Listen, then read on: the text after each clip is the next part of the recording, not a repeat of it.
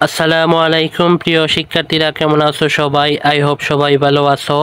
Easy এডুয়ের পক্ষ থেকে ষষ্ঠ শ্রেণীর বাংলা বিষয়ের ষষ্ঠ অধ্যায়, এই অধ্যায় আজকে পর্ব 3।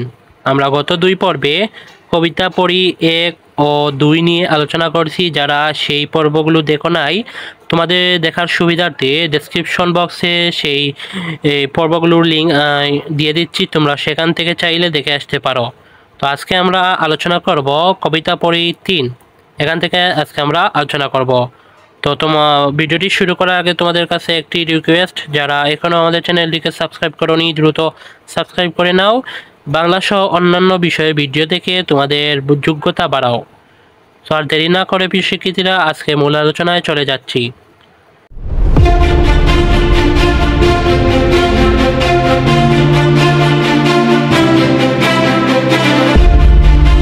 তো প্রিয় শিক্ষার্থীরা, আজকে আমরা সমাধান করব কবিতা পড়ি 3।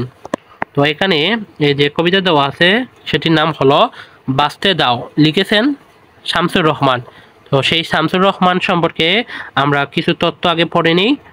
তো এখানে বলা আছে, শামসুর রহমান বাংলাদেশের প্রধান কবিদের একজন। তিনি ছোটদের জন্য কয়েকটি কবিতার বই লিখেছেন।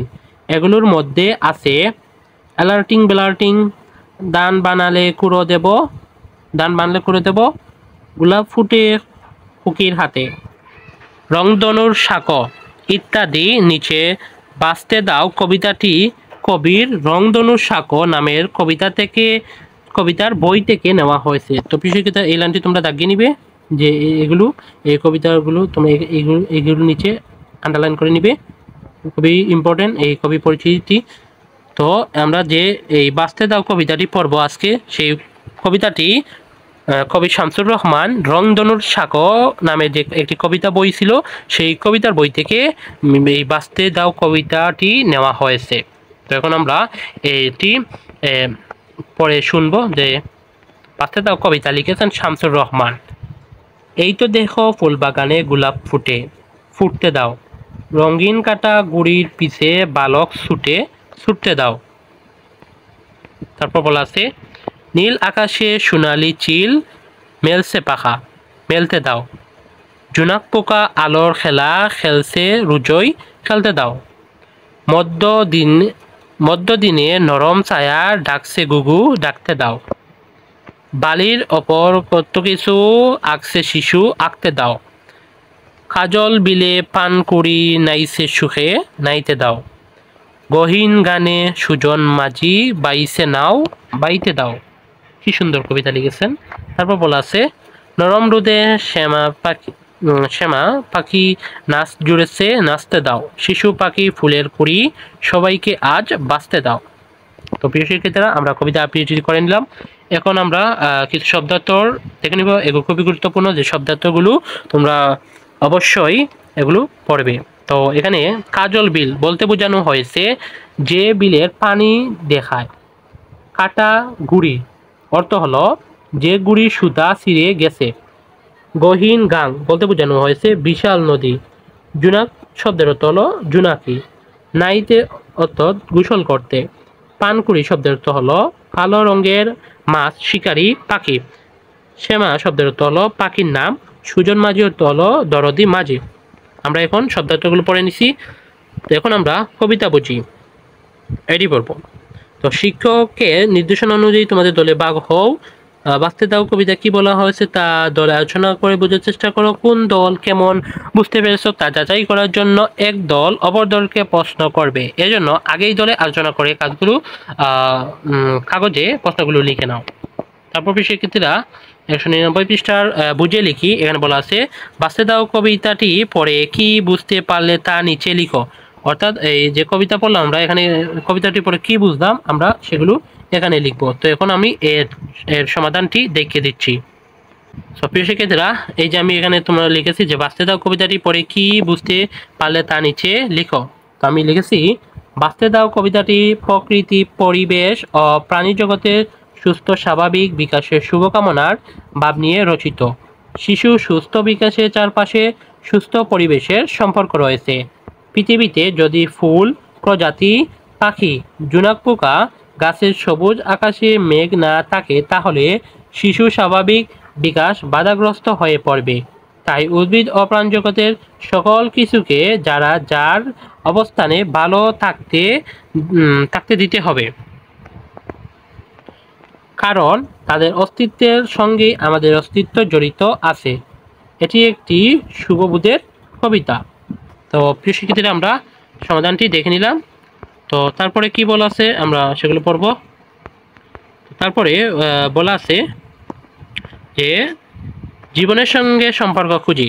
বাঁচতে দাও কবিতাটির সাথে তোমার জীবনের বা চারপাশের কোনো মিল খুঁজে পাও কি না, কিংবা কোনো সম্পর্ক খুঁজে পাও কি না তা নিচে লিখো।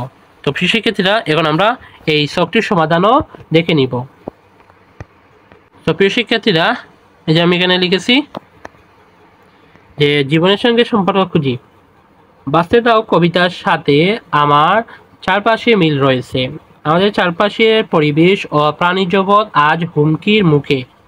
মানুষ প্রয়োজনে অপ্রয়োজনে গাছ কাটছে, বন ধ্বংস করছে, ফলে পরিবেশের ভারসাম্য নষ্ট হচ্ছে। আবার জমিতে কীটনাশক ব্যবহার করছে এবং এই ব্যবহার করা কীটনাশক পানিতে বা খাবারে মিশিয়ে মানুষের দেহে প্রবেশ করে মানুষ নানা প্রকার রোগে আক্রান্ত হচ্ছে, ফলে মানুষের স্বাভাবিক বিকাশ বাধাগ্রস্ত হচ্ছে। তারপর বলাছে, তাই কবির মতো আমিও বলতে চাই, উদ্ভিদ ও প্রাণী জগৎ সকল কিছুকে যার অবস্থানে ভালো থাকতে দিন। প্রিয় শিক্ষার্থীরা, আমরা জীবনের সঙ্গে সম্পর্ক খুঁজে এটি ভালো করে বুঝতে পেরেছি। তো তারপর প্রিয় শিক্ষার্থীরা, এখানে বলা আছে তালে তাল পড়ি। বাঁচতে দাও কবিতাটি সবাই মিলে হাতে তালি দিয়ে দিয়ে পড়ো। যেখানে যেখানে তালি পড়েছে সেখানে বাঁকা দাড়ি দেওয়া হয়েছে, অর্থাৎ এই যে যেখানে তাল পড়েছে এই যে এভাবে একটি বাঁকা দাগ দেওয়া আছে। পড়ার সময় এটা খেয়াল করো। তাহলে আমরা একটু পড়ে নিই যে এই যে দাগ দেওয়া আছে, প্রথমে আমরা তালি দেব, তারপর এই তো দেখো পরে আমরা আবার তালি দেব, তারপর ফুল বাগানে আবার তালি দেব, গোলাপ ফুটে তারপরে যে দাড়ি দেওয়া আছে তারপর আমরা তালি দেব, তারপর ওদের তালি সবার সাথে তাল মিলিয়ে তালি দেব, তারপর ফুটতে দাও। তো এইভাবে তোমরা এগুলো পড়ে নিবে যে যেখানে তোমরা এইভাবে বাঁকা দাড়ি দেখবে তোমরা সেখানে তালি দিবে সবাই। তো তারপর প্রিয় শিক্ষার্থীরা, এখানে বলা আছে কবিতার বৈশিষ্ট্য খুঁজি। এখানে কি বলা আছে আমরা একটু পড়ে নেই। এই পরিচ্ছেদে 3টি কবিতা পড়েছ। এই কবিতাগুলো সাধারণত কিছু বৈশিষ্ট্য আছে। নিচের প্রশ্নগুলোর উত্তর খোঁজার মাধ্যমে বৈশিষ্ট্যগুলো বোঝার চেষ্টা করো। তো এখানে কি দেওয়া আছে প্রশ্নগুলো আমরা এগুলো পড়ে নিই, তারপরে এর সমাধানগুলো দেখবো। তো ক্রমিক নং এখানে দেওয়া আছে, তারপর এখানে প্রশ্ন এখানে হ্যাঁ অথবা না। তো পরপর 2 লাইনের শেষে কি মিল শব্দ আছে? যদি এখানে হা হয় এখানে ঠিক চিহ্ন দিব, না হলে এই না কলমে ঠিক চিহ্ন দেব। তো প্রিয় শিক্ষার্থীরা, এখন আমরা এই সবটির সমাধান দেখে নিই। তাহলে প্রিয় শিক্ষার্থীরা, 1 নম্বরে কি বলা আছে, পরপর 2 লাইনের শেষে কি মিল শব্দ আছে? আমরা কবিতা পড়তে যে পরপর 2 লাইনে মিল শব্দ আছে, তাহলে এখানে দিব হ্যাঁ, এখানে ঠিক চিহ্ন দেব। 2 নম্বর আছে হাতে তালি দিয়ে কি পড়া যায়? আমরা একটু আগে যে পড়েছি যে হাতে তালি দিয়ে যে কি কবিতাগুলো পড়া যায়, যদি পড়া যায় তাহলে এখানে ঠিক চিহ্ন দেব। তো আমি এখানে ঠিক চিহ্ন দিলাম। তারপর 3 নম্বর বলা আছে লাইনগুলো কি নির্দিষ্ট দৈর্ঘ্য, তো এখানে আমরা হারগুলো ঠিক চিহ্ন দিব। তারপর 4 নম্বর লাইনগুলো কি সুর করে পড়া যায়? হ্যাঁ। তারপর এটি কি পদ্য ভাষায় লেখা? হ্যাঁ। এটি কি গদ্য ভাষায় লেখা? না, এটি পদ্য ভাষায় লেখা, তাহলে এখানে ঠিক চিহ্ন দিব। তারপর প্রিয় শিক্ষার্থীরা, এই 7 নম্বরে বলা আছে এর মধ্যে কি কোনো কাহিনী আছে? না, এই কবিতার মধ্যে কোনো কাহিনী নাই। এর মধ্যে কি কোনো চরিত্র আছে? না, তাহলে এই নার কলামে আমরা ঠিক চিহ্ন দিব। এখানে কি কোনো বিষয় নিয়ে আলোচনা করা হয়েছে? না। এটি কি কয়েকটি অনুচ্ছেদ ভাগ করা? না। এর মধ্যে কি কোনো সংলাপ আছে? না, এখানে না করে ঠিক চিহ্ন দিব। তারপর 12 নম্বরে আছে এটি কি অভিনয় করা যায়? না। তোমরা এই সবটি ভালো করে বুঝতে পেরেছো। তারপর কবিতা কি আমরা এখন পড়ে নিই। মনের ভাব সুন্দর ভাষা ছোট ছোট বাক্যে যখন প্রকাশিত হয় তখন তাকে কবিতা বলে। তাহলে আমরা কবিতার সংজ্ঞাটি পেয়ে গেলাম যে মনের ভাব সুন্দর ভাষায় ছোট ছোট বাক্যে যখন প্রকাশিত হয় তখন তাকে কবিতা বলে। এই দানটি তোমরা দাগিয়ে নিবে।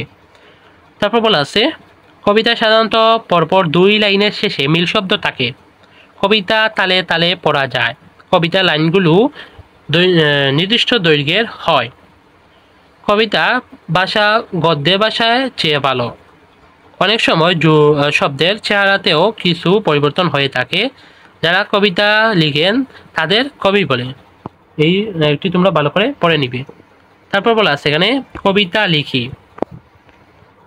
যে কোনো বিষয় নিয়ে কবিতা লেখা যায়। মনের কোনো একটা ভাব বা আবেগ কবিতার মধ্যে দিয়ে প্রকাশিত হয়।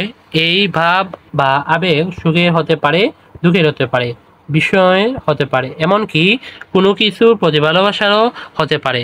যেমন কোনো ঘটনা যদি তোমাকে আনন্দ দেয়, কোনো কিছু হারানোর বেদনা যদি তোমাকে কষ্ট দেয়, কিছু দেখে যদি তুমি অবাক হও বা বিস্মিত হও, কিংবা যে কোনো কিছুর জন্য যদি তুমি ভালোবাসা অনুভব করো, তবে সেগুলোর মধ্য থেকে কোনো একটা বিষয় নিয়ে কবিতা লিখতে পারো। প্রিয় শিক্ষার্থী তোমরা এগুলো বুঝতে পেরেছো। তো প্রিয় শিক্ষার্থীরা তারপর বলা আছে যে নিচে কিছু ফাঁকা জায়গা রাখা হয়েছে। এই ফাঁকা জায়গায় তুমি নিজে বানিয়ে বানিয়ে একটি কবিতা লিখো। কবিতাটি হতে পারে 4, 8, 12 লাইনে, অর্থাৎ তোমার মন চায় যত লাইনের সেখানে একটি কবিতা লিখবে। কবিতাটি লেখার সময় কবিতার বৈশিষ্ট্য খেয়াল রেখে কবিতা একটি নাম দাও। তো প্রিয় শিক্ষার্থীরা এখন আমরা কবিতা লিখবো। তো কবিতা লেখার আগে আমরা জেনে নিই যে কবিতার বৈশিষ্ট্যগুলো কি কি। তো এই যে যাচাই করি তোমার লেখা কবিতার নিচের বৈশিষ্ট্যগুলো আছে কি না। তো আমরা আগে কবিতাটি দেখে নিই যে আমি কি কবিতাটি লিখেছি। তো প্রিয় শিক্ষার্থীরা আমি তোমাদের জন্য একটি নমুনা কবিতা লিখেছি। সো তোমরা এভাবে কবিতা একটি লিখবে। তো আমি কবিতাটির নাম দিয়েছি দাদাবাড়ি ফেরা, লিখেছেন আহমদ ফারুক। তো এখন আমি এই কবিতাটি পড়ে দিচ্ছি, তোমরা এইভাবে একটি কবিতা লিখবে। তো কবিতাটি হলো তাল পেকেছে তাল পেকেছে, তালের পিঠা খাবো, তালের পিঠা খেতে সবাই দাদাবাড়ি যাব। এভাবে 2 লাইন পর পর মিল শব্দ লিখতে হবে। তারপর দাদার বাড়ির পুকুর পাড়ে সারি তালের গাছে, আহা কি রূপ, তুকায় তুকায় তাল যে ঝুলে আছে।